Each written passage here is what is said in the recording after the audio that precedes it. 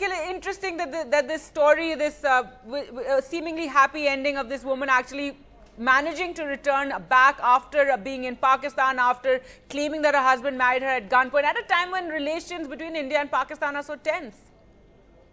Absolutely, Gargi, and there are all kinds of sort of reports in the local media and elsewhere about exactly the point that you're mentioning. On one end, the Kulbhushan Jadhav case, which reached, which has been escalated and has reached, the international, level, the International Court of Justice, and on this end, many viewing this as, as an example of Indian diplomacy, of Sushma Swaraj's efforts, as you said, the brother being extremely grateful and expressing his gratitude, and indeed from the other side, the Islamabad High Court as well, granting her a reprieve and granting her permission. So when one juxtaposes the case of Uzma Ahmed with, the only other high-profile case at this point in time, the Kulbhushan Jadhav case, it definitely raises some eyebrows. It definitely makes one wonder about the sort of comparative, legal, political and other, possibilities. But definitely in this case, it does seem like ultimately, after 25 days of being in Pakistan,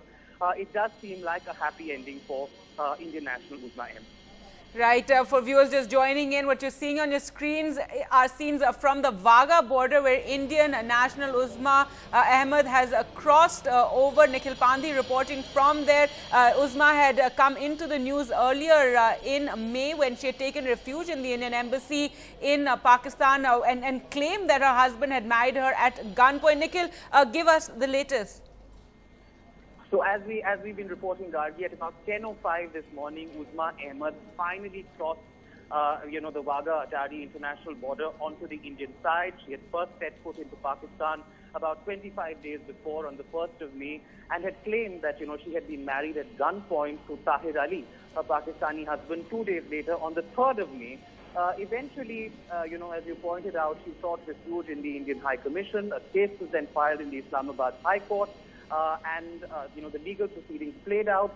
Her husband also filed a writ in the High Court saying he wanted permission to see her.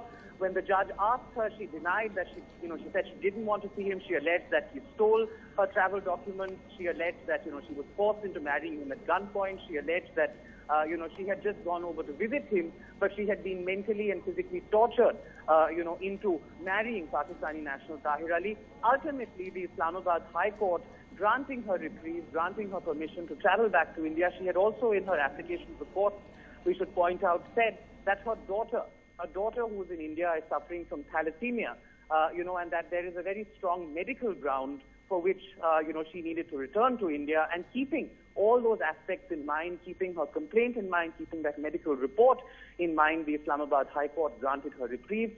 And at about 10:05 this morning, we're being told that the Deputy High Commissioner of India himself escorted Uzma Ahmed back. She has now crossed the Wagah Atari international border and is on her way to the airport, in Amritsar, from where we're being told that she is to board a flight for New Delhi. So those are the developments so far that have played out essentially over the past 25 days. But today, finally, Uzma Ahmed has crossed over onto the Indian side.